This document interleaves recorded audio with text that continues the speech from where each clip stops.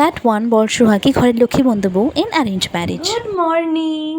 উঠে পড়ো, অনেক বেলা হয়ে গেল। আমি স্নান টান সেরে তোমার জন্য কফি বানিয়ে এনেছি। তাড়াতাড়ি উঠে পড়ো তো, এবার তাড়াতাড়ি উঠে পড়ো। কফির জন্য দেরি হয়ে যাবে তো নাকি? কফিটা খাও, তাড়াতাড়ি গিয়ে যাও, স্নানটা সেরে নাও। আমি রাখছি এখানে কফিটা, ঠিক আছে?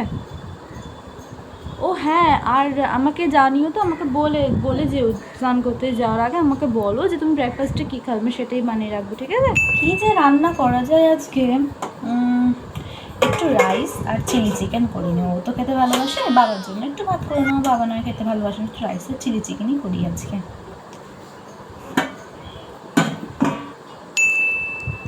বর কাছ থেকে ঘরে আসো একটু আগে। আর একটু পরেই তো চলে আসবে, যাই হোক একটু গুছিয়ে রাখি।